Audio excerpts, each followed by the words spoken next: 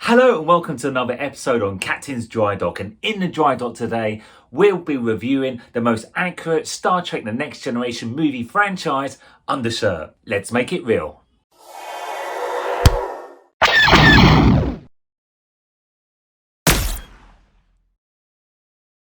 So if you're a regular watcher of the Captain's Drydock YouTube channel, you would have known that I actually did a review on one of the most accurate Star Trek Next Generation movie franchise, Tunic. It was fantastic, and if you haven't seen it, just scroll down below, go to the playlist, and you'll find the review there. So actually, I bought something before buying that tunic from the person who made it. I bought the undershirt first, and it is made to the same quality and accuracy as the tunic because I wanted to find out, number one, was it going to be accurate before I bought the tunic, and number two, was it really worth it? Before I review the undershirt I had made for me, I want to show pictures of an example that was actually used in the Star Trek Next Generation film. This one is obviously Command, and what you're looking at is not a baby onesie. That crotch bit actually did exist on the undershirts. Now there's probably one or two reasons why they included that. I think it's to stop it from riding upwards because there's a lot more action in these Star Trek movies. Now, I had the option to include this or not, and I decided not to because I'm going to be wearing this all day at a cosplay event such as Comic-Con or a Star Trek convention, and going to the toilet would be an absolute nightmare trying to undo this and basically going to the toilet. Other detail I've noticed with these undershirts is the zip length. Now, looking at some of the pictures of ones that were used in the films, they have different lengths of zips. Some go down a third of the way, some like this example are 2/3, and others go down all the way. But as I mentioned, when it comes to accuracy about this undershirt, it's down to the zip and what goes on behind the zip that really shows off the accuracy, what it's like next to the ones used in the film. Now, these pips here, those are the ones that I made, and if you want to set like this, I put a link down below to where you can get them. And these are magnetized, just how Anavos magnetized their ones as well, which means it won't damage this lovely top. So there's one, let's demote myself to Commander, Lieutenant, down to Ensign. There we are. And also those magnets are strong enough on this lovely thick material to just stay there all day.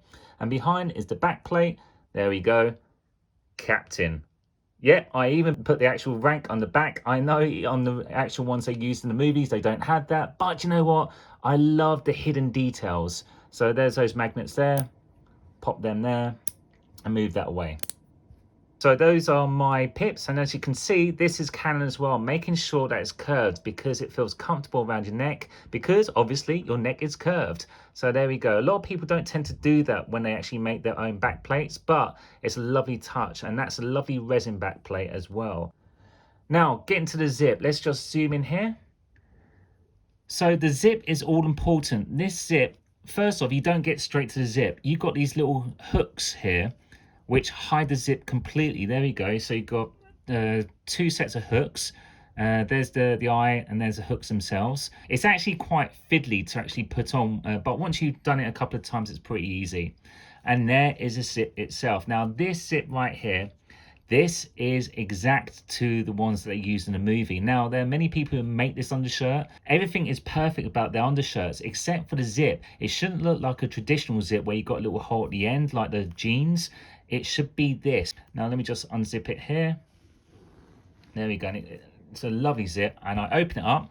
And then you might ask yourself, what is this? Now, if you look, and I did not know this, it was because it was so uncomfortable having this zip up and down their throats. Because could you imagine this zip? They're wearing this all day. It's very snug around their neck.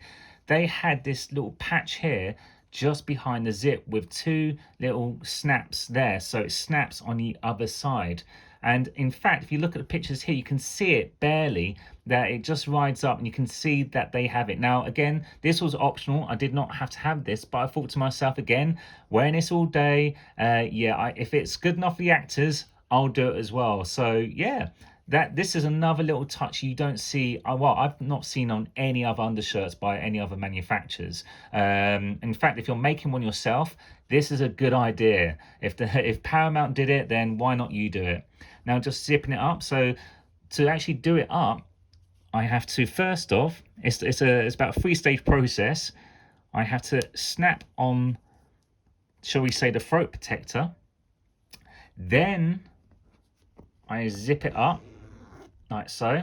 Make sure the zip handle's down like so. And then, this is the difficult bit, is getting these hooked on. There's one and there's two. There you go. And that's it. And again, you can't see the zip, which is the whole point about the uniforms. You don't want to see that it's using 20th, 21st century technology.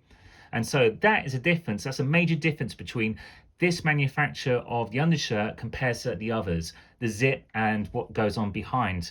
Look at that. That is engineering.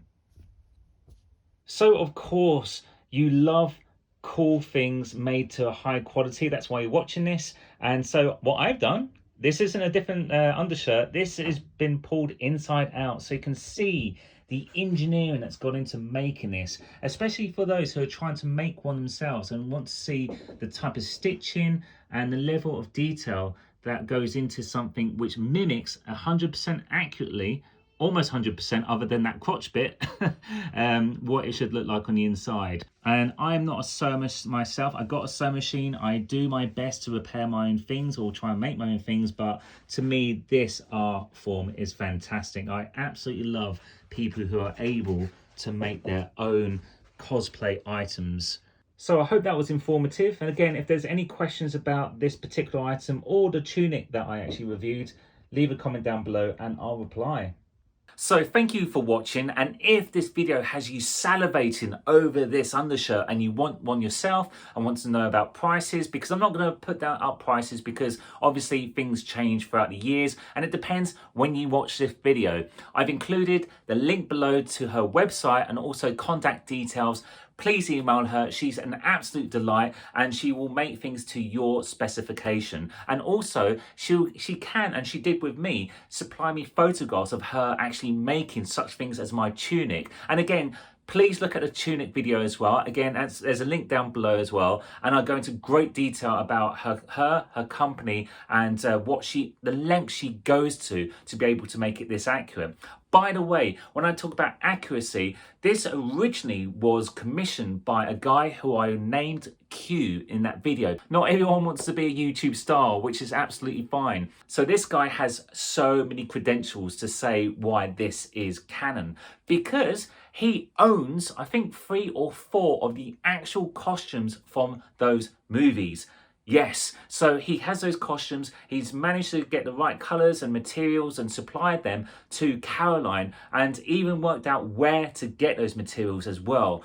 So there's the background of why I can say this is the best you're going to get, because this was referenced to the actual pieces he owns. Now, I wish I could show you those pictures, but again, for privacy reasons. So if you enjoyed this video and you want to see other videos like this, because predominantly this channel's mainly about making things, but when I find amazing stuff like this, I will review it, because there's nothing I love than other people making awesome stuff. If you're watching this channel, hopefully you do too. So click on subscribe. It helps me out to be able to make fantastic content, and also give me some feedback. Anyway, until then, and I'll see you on the next episode of Captain's Drydock. You take care and make it real. Yeah, that's my cheesy line, by the way. You know, based on Make It So by Captain Picard, but make it real. Sounds good, doesn't it? Anyway, you take care, guys and girls.